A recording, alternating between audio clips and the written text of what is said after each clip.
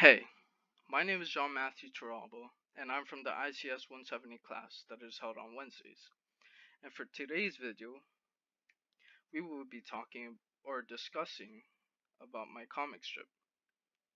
My comic strip is about the mournful things that occurred in China due to escalators.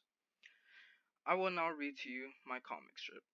He had so much to live for. Help! I've been stressed out because of college. Oh my, that's an absolute shame. I'm so sorry to hear that, John. You should go China for vacation. It's a big world out there. Maybe you'll feel better.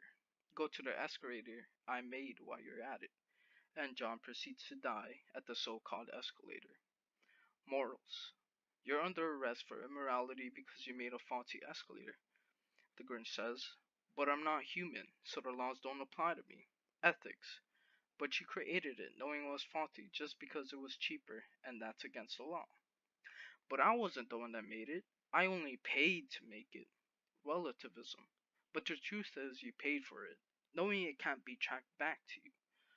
Oh my, but where's your proof? Objectivism. Either way, you indirectly killed an innocent person that had a lot more to live for, and you shall be punished. Later on, he says, rest in peace, John. I have successfully put the Grinch behind bars. Now, as you may know, there are many problems occurring in China to this day. One of them being China's faulty industrialism, going from elevators, fires, and buildings falling apart.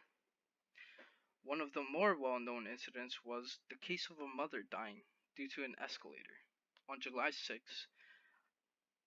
2015, a 31-year-old Chinese woman known as Zhang Lunhuan died going up an escalator while saving her son.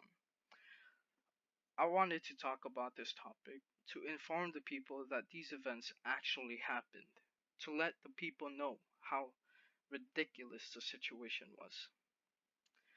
At the time, the mall, Alliang department store, and the people in charge of making the escalator, Shenlong Ltd, had not responded publicly and had not been automatically charged for being responsible.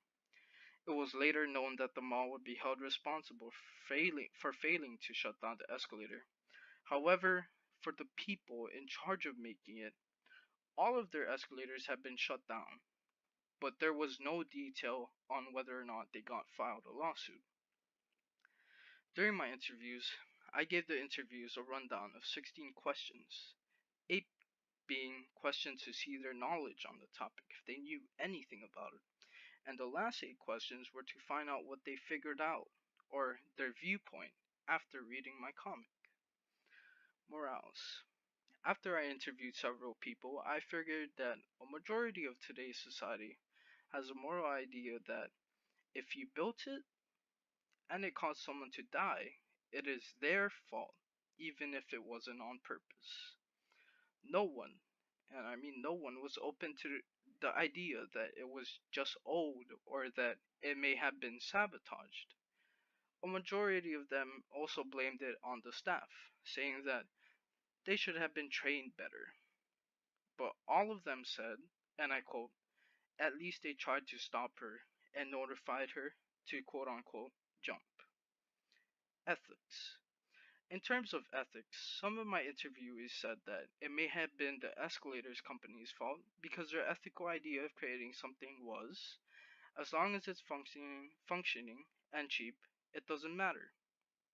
The other half of my interviewees believe that the mall should have been training their employees more properly.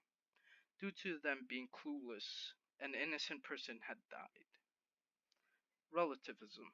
In terms of relativism, every person I interviewed believed that there really isn't only one person to blame. There's a lot of people to blame. It's just easier to blame the company that made the escalator. Objectivism. For objectivism, the people I interviewed notably said that no matter what happens, someone needs to get punished. This sort of thing can't happen again, and someone needs to bring justice to the families that have lost loved ones to China's many faulty industrial incidents.